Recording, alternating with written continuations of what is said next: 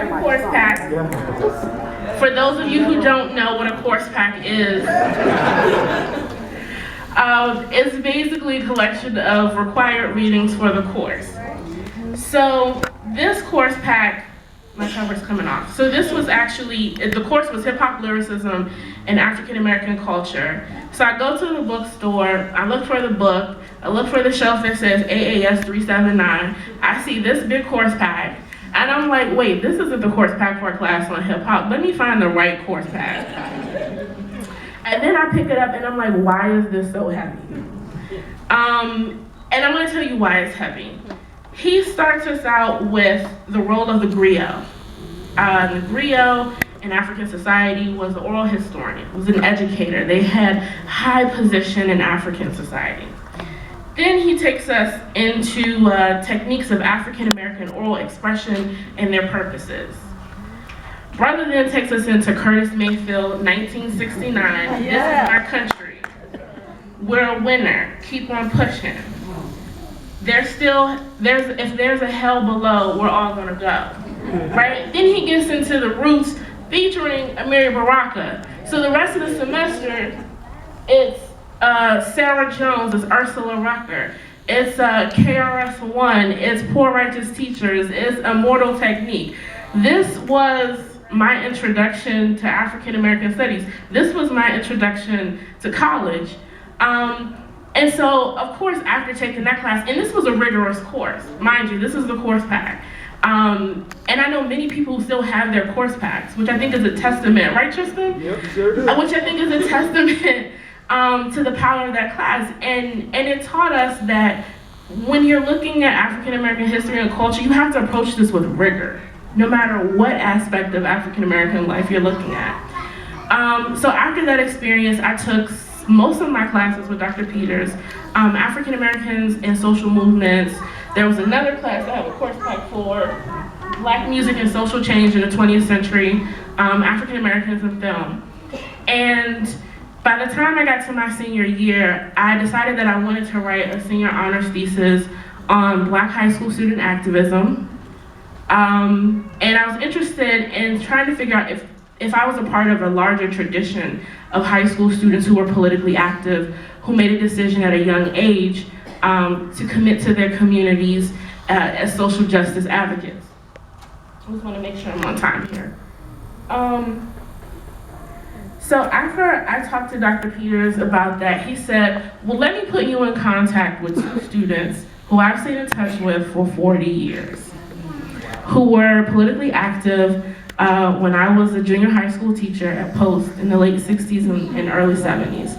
Those two individuals, Malika Kinney and Gregory Hicks. And so the stories you guys have heard today, I am blessed to have a job as a historian where I get to sit and listen to these stories and learn from them and understand change over time and continuity between traditions of Black adolescent activism. So in addition to listening to them tell their stories, I actually went into the archives as well. And I found Dr. Peters in the archives. Like, he was everywhere. And the source I found was actually from, I think, 1968 when the cops came into the schools, which happened more over the course. I mean, that was kind of the beginning, really, of the presence of police in schools. And it mentioned him and a couple of other teachers who actually had to stop the cops, as Gregory said, from whooping on these teenagers, from whooping on these preteens. So that was kind of the first experience I had with Dr. Peters. And I just wanted to share some lessons that I've actually learned from him. I'm gonna have to read because I want to stay on time here.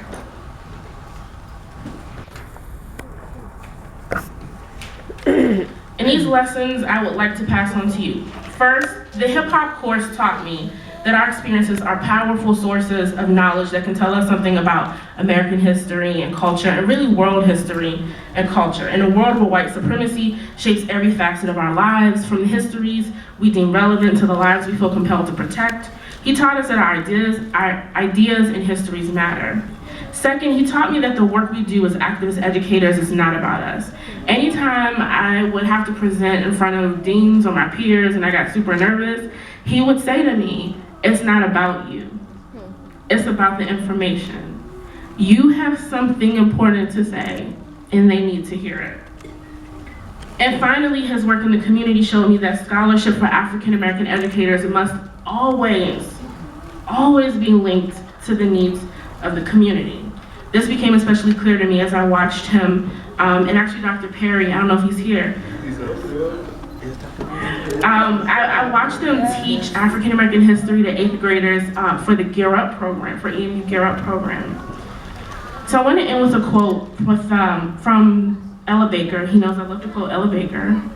The radical Black activist and theorist Ella Baker once said of Black freedom struggles, quote, "The struggle is eternal. The tribe increases. Somebody else carries on," end quote. As a PhD candidate at Rutgers, I carry Melvin's words and spirit with me every day, even the curse words. When I lecture in my undergraduate courses, I start and end with the voices of Black youth. Why? Because I want my students to forever remember that our experiences matter, that these experiences are legitimate sources of knowledge about the world around us. When my undergraduate mentees and graduate school peers express anxiety about the work they've committed to do, I simply say, this is not about you. It's about the information. You have something important to say, and they need to hear it. So I hope that you all now have a glimpse of how Dr. Peters has remained committed to education for liberation over the past 50 years. We hope that you guys now have some tools and lessons to take with you as you move through the world as educators, activists, and parents. So the last bit, and I'm gonna go over time for maybe 2 or 3 minutes, just to really talk about how we're all connected, because as I mentioned earlier, this is because Dr. Peters created and sustained and nurtured a community, an intergenerational community of scholars, of activists, of artists. So as I mentioned, I met Malik and Gregory through my work, and they opened up their network to me. They've even attended some of the talks I've given anytime I'm in town, and we are always in touch. And this is across 40 years of experiences they've had with Dr. Peters.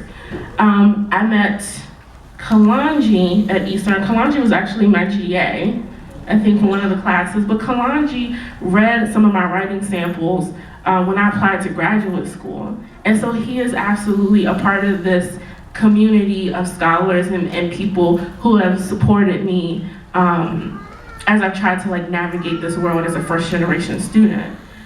David Goldberg, such a serendipitous encounter. Actually, my advisor, Donna Murch, gave me a digitized CD of images that General Baker had David digitized of Black Student United Front mimeographed papers, right? So Donna gives the CD to me and she says, "This is from David Goldberg." And I'm like, the name sounds familiar. I remember General Baker told me about him. He was like, this Jewish guy did this for me, you should talk to him. And I'm like, all right, it's the second person. So come to find out, Dr. Peters knows him. So, and since then, David has also been a part of my community. He's been a mentor. He's someone that I talk to whenever I'm trying to work through this complex history. And so it's because of Dr. Peters that I, as someone who was politically active as a high school student in the early 2000s, can sit here and write this history and meet these amazing people and take these stories and give these stories to you guys. And that is the consequence of a master teacher, someone who builds and sustains intergenerational communities. Thank you.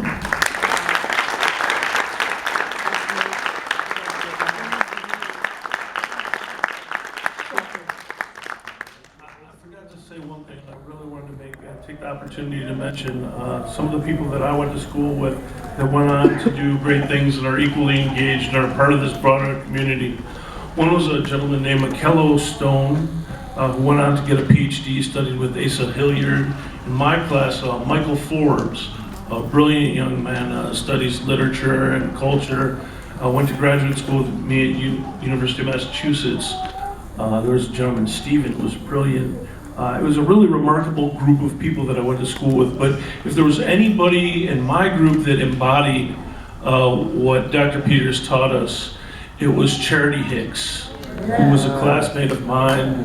You all might know of Charity, and I wanted to make mention of her because she really symbolized everything that Dr. Peters stood for, and we need to remember Charity and honor her by continuing the work that she did. Thank you.